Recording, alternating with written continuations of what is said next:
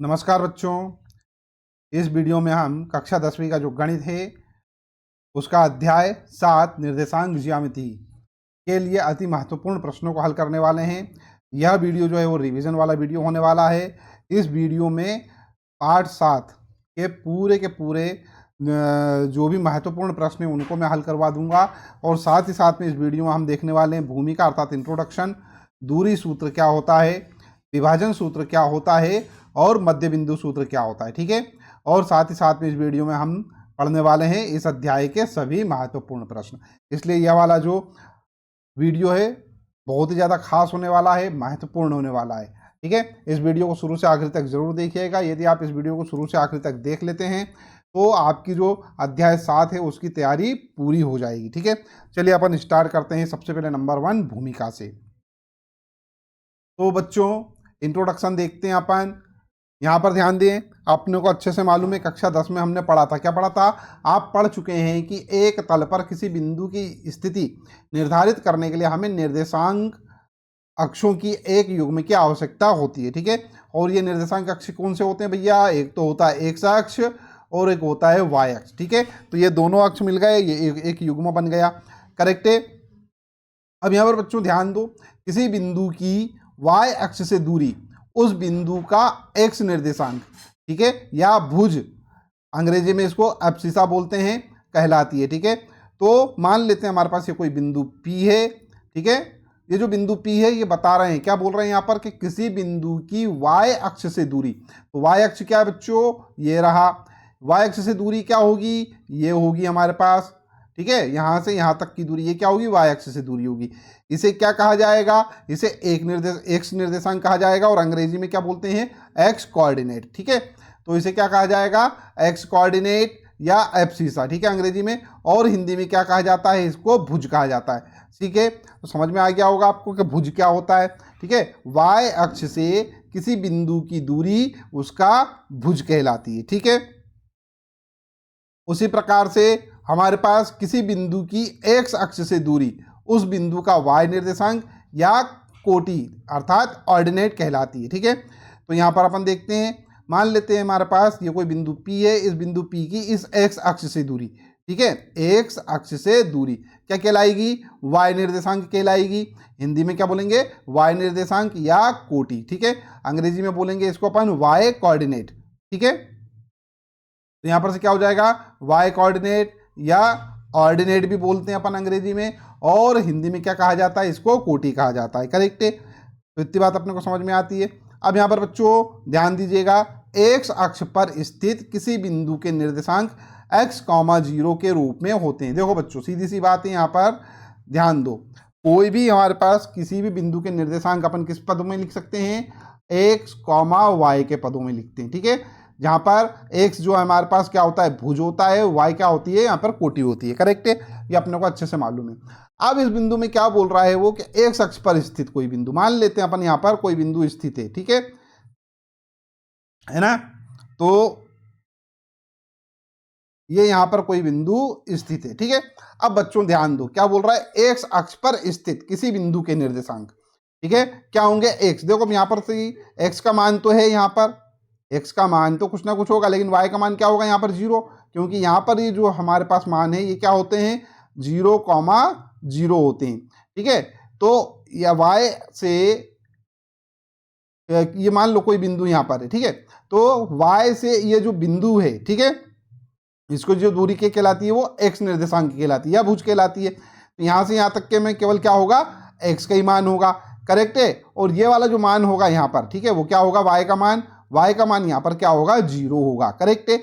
इसी प्रकार से अगर मान लो वाई अक्ष पर कोई बिंदु स्थित है, ठीक है, तो उसके निर्देशांक क्या होंगे? 0,y होंगे।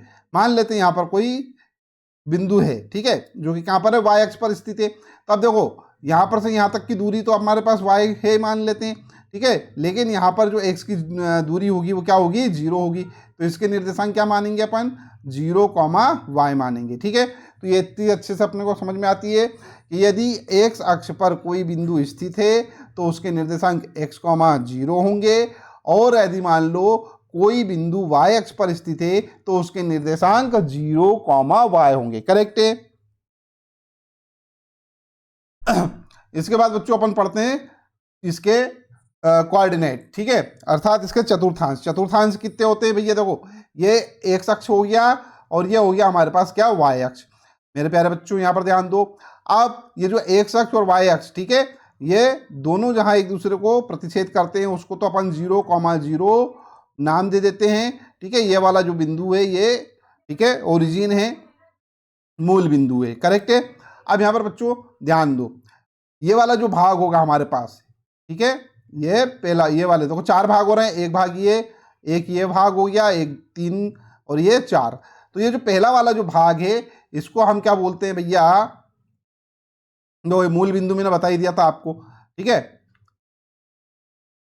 0,0 ये भी लिख ही दिया था, है ना। अब यहाँ पर बच्चों थोड़ा सा ध्यान दो, ये जो हमारे पास पहला वाला जो भाग है, ठीक है, 4 भाग हो गए, है ना, मैंने बता ही दिया आपको। जो पहला वाला भाग है इसको अपन प्रथम चतुर्थांश बोलते हैं, फर्स्ट कोऑर्डिनेट बोलते हैं। और यहाँ पर जो मान होगा बिंदु का, किसी बिंदु का मान जो होगा वो क्या होगा, x, y होगा, करेक्ट है। यहाँ पर आते हैं अपन दूसरे कोऑर्डिनेट में, ठीक है, यहाँ पर ध्यान दो, ये हो जाएगा हमारा द्वितीय चतुर्थांश। अब द्वितीय चतुर्थांश में जो मान होंगे, ध्यान देना, यहाँ पर से -x, y होंगे। अब देखो -y क्यों आ रहा है? क्योंकि यहाँ पर जो मान है ये 0, 0 है। इस साइड के मान सारे के सारे क्या कहलाते हैं? धनात्मक कहलाते हैं। इस साइड के साइड का मान क्या कहलाएंगे भैया? ऋणात्मक कहलाएंगे। ऐसे ही यहाँ पर ऊपर वाला जो मान है y के, वो क्या होंगे? धनात्मक होंगे। और यहाँ पर नीचे की साइड y के मान क्या होंगे? ऋणात्मक होंगे। तो यहाँ पर देखो x का मान तो अपन ने क्या कर दिया? ऋणात्मक, और y का मान क्या कर दिया अपन ने? धनात्मक, ठीक है। इसी प्रकार से तीसरा जो भाग है वो आप देख के समझ सकते हैं आसानी से। क्या है हमारे पास? तृतीय चतुर्थांश, ठीक है। अब तृतीय चतुर्थांश में क्या होगा? देखो यहाँ पर कोई बिंदु अगर मान लो होगा तो x का मान यहाँ पर क्या हो रहा है? ऋणात्मक हो रहा है, और y का मान भी क्या हो रहा है? यहाँ पर ऋणात्मक हो रहा है। तो यहाँ पर x भी ऋणात्मक होगा और y भी क्या होगा? ऋणात्मक होगा।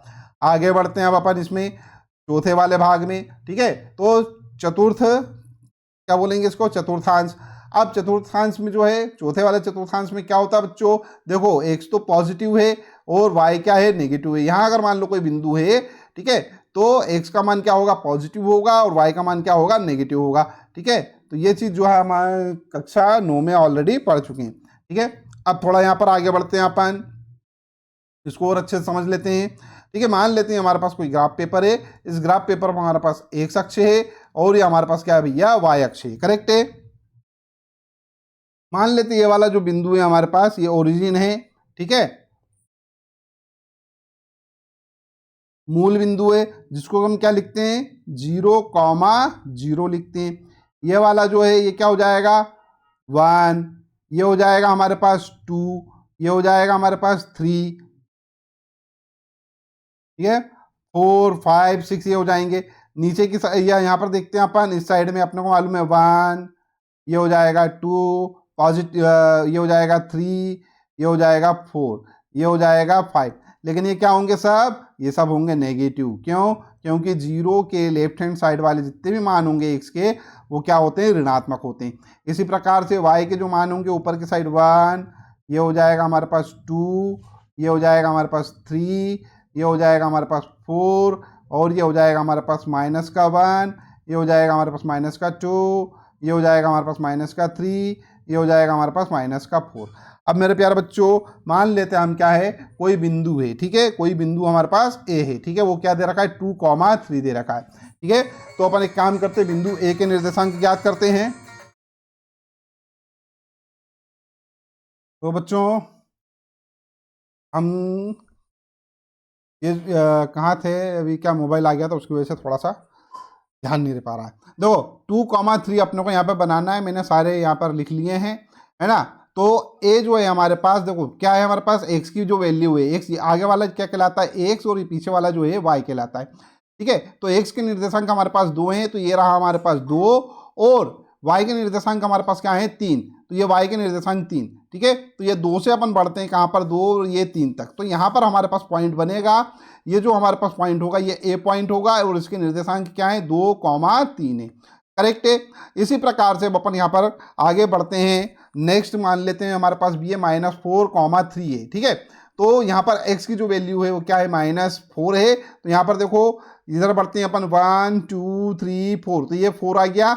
और y की वैल्यू जो है हमारे पास, y की वैल्यू हमारे पास 3 है, तो ये हमारे पास 3 होगा तो ऊपर की साइड बढ़ना पड़ेगा। तो ये 1 2 3, तो यहाँ पर पॉइंट हमारा आने वाला है, सॉरी ये -4 यहाँ पर, ये है ना 4, तो ये -4 से ऊपर बढ़ेंगे तो यहाँ पॉइंट आने वाला है, करेक्ट है। तो ये हमारे पास ये वाला पॉइंट आ गया है, इसको मैं साफ कर देता हूँ नहीं तो कंफ्यूज हो गया आप, है ना। तो ये हो गया हमारे पास कौन सा पॉइंट, ये हो गया हमारे पास पॉइंट बी। बी के निर्देशांक हमारे पास है 4, 3, ठीक है। अब हम बात करते हैं अगला सी पॉइंट है, सी नंबर है। तो जो सी पॉइंट है हमारे पास क्या है, -3 -2, ठीक है। तो यहाँ पर आएगा, दोनों माइनस हैं तो ये तृतीय चतुर्थांश में आएगा।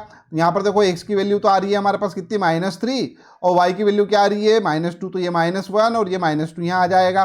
तो यहाँ पर आने वाला है ये वाला पॉइंट, ठीक है। तो ये सी पॉइंट जो है हमारे पास यहाँ है, और इसके जो निर्देशांक है, ठीक है, वो क्या है, -3, -2 है, ठीक है। उसके बाद हमारे पास है डी कहाँ है हमारा भैया, डी हमारा जो है 2, -3 है, तो ये हमारे पास 2 है, और ये -3 यहाँ आएगा, तो ये पॉइंट इस प्रकार से बन जाएगा हमारे पास डी। क्या बन रहा है, सॉरी डी यहाँ पे लिखना है अपने को, ये हो जाएगा 2 और -3, ठीक है। अब इतना करने के बाद यहाँ पर बच्चों अपन सीधे डायरेक्ट पढ़ते हैं यहाँ पर दूरी सूत्र, बहुत ही महत्वपूर्ण है ये वाला सूत्र, अपने को अच्छे से याद रखना है, ठीक है। और इसी सूत्र की सहायता से अपन आगे के बहुत सारे प्रश्नों को हल करने वाले हैं, ठीक है। यहाँ पर क्या है, देखो माना कि कोई बिंदु P है और P के निर्देशांक दे रखे हैं अपने को x1 और y1, और Q कोई अनादर बिंदु है, और उस बिंदु का जो हमारे पास है कोऑर्डिनेट दे रखे हैं, अर्थात निर्देशांक दे रखे हैं, वो क्या दे रखे हैं, x2 और y2 दे रखे हैं, ठीक है। तो उनके बीच की जो दूरी है वो क्या होगी, PQ होगी, और उसको अपन कैसे ज्ञात करेंगे, इस प्रकार ज्ञात करेंगे। मान लेते हैं हमारे पास बिंदु P है, ठीक है, ये तो हो गया P बिंदु जिसके निर्देशांक x1, y1 है, और कोई दूसरा बिंदु है हमारे पास Q बिंदु, ठीक है, ये Q बिंदु, इस Q के निर्देशांक क्या है, x2, y2 है, करेक्ट है। और अपने को क्या करना है, इन दोनों के बीच की दूरी निकालना है। दोनों के बीच की दूरी क्या कहलाएगी भैया, PQ कहलाएगी, ठीक है। अब इन दोनों के बीच की जो दूरी है PQ, उसका जो सूत्र है हमारे पास वो होता है भैया PQ इज इक्वल टू, ठीक है, लगा देंगे अपन वर्गमूल, और उसमें अंदर लिख देंगे x2 - x1 का स्क्वायर प्लस y2 - y1 का स्क्वायर, ठीक है। तो ये इस प्रकार से अपने को याद रखना है, ध्यान रखेंगे अपन। ये वाला सूत्र है, एक सूत्र अपना आपने निकाल लिया है, इस सूत्र को दूरी सूत्र कहा जाता है, ठीक है। और इससे अपन बहुत सारे प्रश्नों को हल करेंगे, ठीक है। क्या करा अपन ने, ये x1 - x2 दोनों का स्क्वायर, ठीक है, x2 - x1 का स्क्वायर प्लस y2 यहाँ पर से ले लेते हैं, y2 - y1 का स्क्वायर। देखो दोनों में से किसी को भी घटाओ बच्चों, x1 में से x2 को घटा दोगे, ठीक है, और उसका स्क्वायर कर लोगे तो भी कोई फर्क नहीं पड़ने वाला है। अल्टीमेटली जो भी आंसर आएगा, अगर मान लो यहाँ पर माइनस में कुछ आ रहा है तो उसका स्क्वायर तो क्या होता है, पॉजिटिव ही होता है, तो आंसर तो पॉजिटिव ही आएगा, ठीक है। इसमें से इसको घटाओ या इसमें से इसको घटाओ, कोई बात नहीं है, ठीक है। और उसके बाद यहाँ पर देखो क्या, y2 - y1 का होल ऑफ स्क्वायर, ठीक है, पूरे का क्या कर दो, वर्गमूल कर दो। नेक्स्ट देखेंगे अपन यहाँ पर बिंदु P x, y की मूल बिंदु 0, 0 से दूरी, मैंने बता ही दिया आपको, बताया था क्या कि मूल बिंदु जो होता है वो क्या होता है, 0, 0 होता है, ठीक है। यहाँ पर से क्या होगा, उसकी दूरी क्या होगी, OP, ठीक है, ये OP क्या होगी, वर्गमूल में x square plus y square होती है, ठीक है। मतलब ये हमारे पास क्या हो गया, इसकी दूरी। तो मूल बिंदु से जो दूरी होगी वो क्या होगी, x square plus y square, पूरे को रूट में लिख दो, करेक्ट है, होना भी चाहिए। अगर मान लो अपन इसको इस प्रकार से निकालते, OP अपन ने देखा था, अगर मान लो ये पहला वाला x1 होता और ये x2 होता, ठीक है, तो क्या सूत्र लिख रहे थे अपन, x1 - x2 का स्क्वायर, और प्लस अगर मान लो ये y1 होता और ये y2 होता तो क्या होता, y2 - y1 का स्क्वायर, ठीक है, तो सॉरी y1 - y2 का स्क्वायर एक ही बात है वो तो, बताया ही था मैंने आपको, किसी में से किसी को भी घटा दो, कोई फर्क पड़ने वाला नहीं है। तो ये x में से ये हो जाएगा यहाँ पर क्या, एक्स स्क्वायर, और ये हो जाएगा हमारे पास क्या, वाई स्क्वायर। ये क्या हो गया, वर्गमूल में। तो ये देखो ये वाला आ गया हमारे पास फार्मूला, ठीक है। नेक्स्ट देखते हैं अपन विभाजन सूत्र। क्या होता है विभाजन सूत्र? देखो बच्चों, कोई दो बिंदु हैं मान लेते हैं अपन, ठीक है, एक a x1 y1 और कोई दूसरा बिंदु है b x2 y2, ठीक है।